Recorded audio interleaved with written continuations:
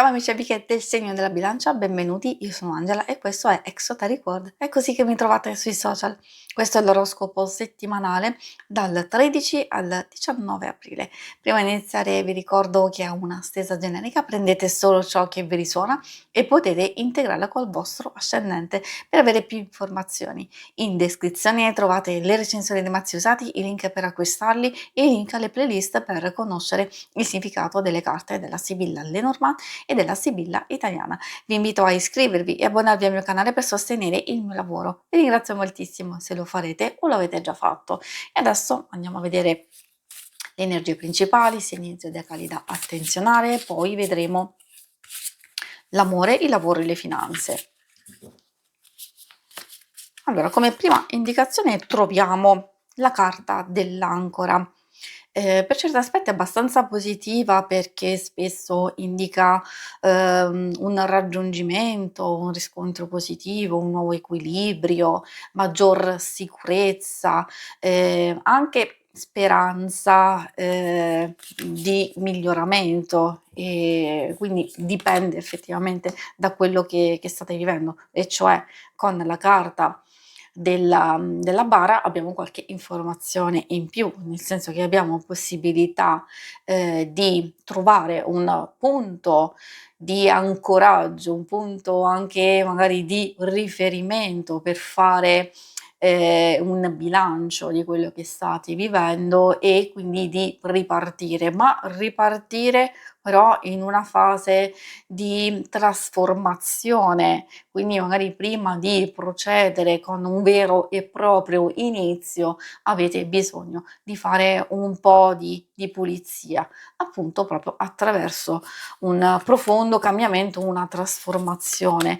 Può riguardare voi stessi, può riguardare qualcosa che vi confonde, qualcosa che non vi permette magari di agire come desiderate, perché spesso le nuvolette portano un po' di confusione, di complicazioni o preoccupazioni che possono essere passeggeri, però comunque creare un po' di instabilità. I segni zodiacali da attenzionare particolarmente nella vostra settimana sono i segni di fuoco, Ariete, Leone e Sagittario, e un po' anche quelli di Aria, Gemelli, Bilancia e Acquario. Adesso andiamo a vedere l'ambito amore e relazioni.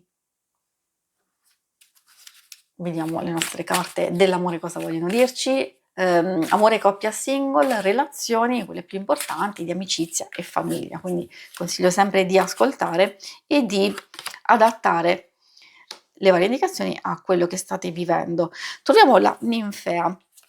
Ecco, la ninfea spesso un po', non dico cattivella, un po' particolare, perché è vero che ci parla di fantasie, di cose che possono essere abbastanza positive. Io consiglio, quando esce, se avete pianificato, se state progettando qualcosa, se avete delle idee in mente, magari di riflettere attentamente. Forse potrebbe non essere il momento giusto di proporle o di comunicare, magari ci sono alcune cose che è meglio programmarle diversamente perché potrebbero essere ostacolate. Infatti ricordiamoci che nelle energie principali ci sono degli ostacoli, degli impedimenti, delle cose che secondo me, se state preparando un weekend o se state preparando qualche altra cosa, magari ci sono delle cose che devono essere un po' cambiate, quindi di adattarsi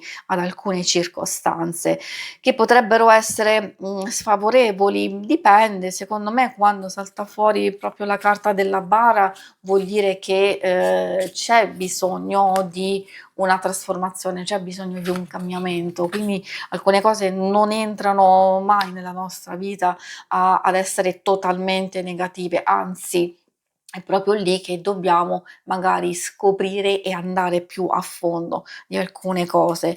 E poi troviamo l'Arnica effettivamente, che già così può dirci che ritornano delle vecchie dinamiche, forse dei litigi, delle discussioni che sono già accadute precedentemente e che quindi abbiamo possibilità di gestirle al meglio, di migliorarle.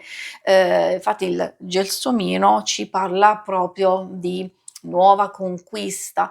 Attenzione, siccome spesso, fa riferimento alla seduzione, al gioco, sfoderare il proprio potere, il proprio fascino, anche magari il modo di parlare, dipende, cioè se può essere una soluzione adatta, o momentanea per risolvere alcune cose, io direi che bisogna sfoderare tutto quello che si ha a disposizione. Se invece magari questo vi aiuta solo, a mettere un rattoppo a qualcosa che state vivendo, però dovete sapere che effettivamente l'energia principale è proprio quella di trasformazione e di evoluzione. Per, i single che cosa vuol dire? Che le cose che devono essere trasformate sono quelle che sono ormai già concluse, che sono chiuse nel passato, che però magari molti di voi possono far fatica e ritornare su quelle vecchie situazioni o rivivere ancora vecchie ferite riportandole nel presente. Allora quindi direi di non scoraggiarsi, effettivamente il gelsomino può parlare, di riuscire a sfoderare non solo il proprio fascino, magari, anche, tutte le proprie capacità per un'avventura, per una trasgressione, per una nuova conoscenza che può essere, interessante e coinvolgente. Adesso andiamo a vedere la parte più pratica del lavoro, delle finanze.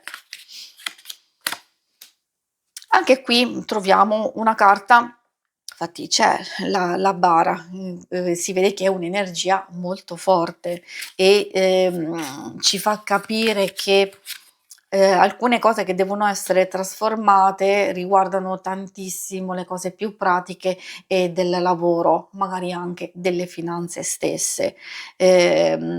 Può non essere totalmente negativa, come vi dicevo alcune cose non entrano e non ci sono nella nostra vita a farci volutamente del male. Magari dobbiamo valutare tutte le nostre azioni precedenti e magari capire che questo potrebbe essere il momento giusto di fare un cambiamento, seppur doloroso e difficile, però magari di allontanarci, di separarci da un qualcosa che non ci fa stare bene.